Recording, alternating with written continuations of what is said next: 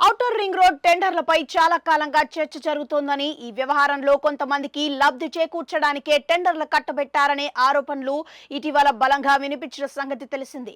ఈ నేపథ్యంలో తెలంగాణ అసెంబ్లీలో గురువారం ఆసక్తికరమైన పరిణామం చోటు చేసుకుంది. ఈ సందర్భంగా హరీష్ ను రేవంత్ అభినందించారు. ఔటర్ రింగ్ రోడ్డును అప్పనంగా ఎవరికో అప్పగించారని, టెండర్లపై విచారణ జరిపేందుకు స్పెషల్ ఇన్వెస్టిగేషన్ టీం ఏర్పాటు చేస్తామని ముఖ్యమంత్రి రేవంత్ రెడ్డి అసెంబ్లీలో ప్రకటించారు. ఈ సందర్భంగా సిట్ తో సమగ్ర దర్యాప్తు చేస్తామని స్పష్టం చేశారు. ఈ సందర్భంగా ఆసక్తికర వ్యాఖ్యలు చేశారు. ఇందులో భాగంగా ఔటర్ రింగ్ రోడ్డు లీజుపై విచారణ జరపాలని హరీష్ రావు కోరటం అభినందనీయమని అన్నారు. దీంతో సిట్ విచారణను స్వాగతిస్తామని మాజీ మంత్రి హరీష్ రావు వ్యాఖ్యానించారు.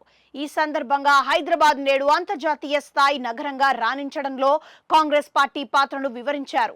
ఇందులో భాగంగా హైదరాబాద్ అంతర్జాతీయ నగరంగా రాణించడానికి కారణం కృష్ణా గోదావరి నదీ జలాలు, ఔటర్ రింగ్ రోడ్, అంతర్జాతీయ విమానాశ్రయం, ఐటీ, మెట్రో రైల్, ఫార్మా కంపెనీలు, శాంతి భద్రతలను కాపాడడంతో పాటు మత సామరస్యాన్ని పెందించడమని, హైదరాబాద్ విశ్వ నగరంగా ఎదుగుతుంటే కారణం కాంగ్రెస్ అని అన్నారు.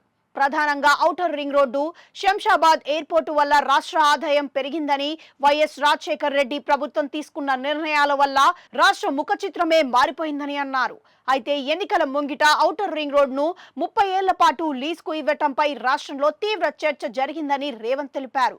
ఈ నేపథ్యంలో ఔటర్ రింగ్ రోడ్డు లీజు టెండర్లపై విచారణ జరిపేందుకు ప్రత్యేక దర్యాప్తు బృందం సిట్ ను ఏర్పాటు చేస్తామని తెలిపారు.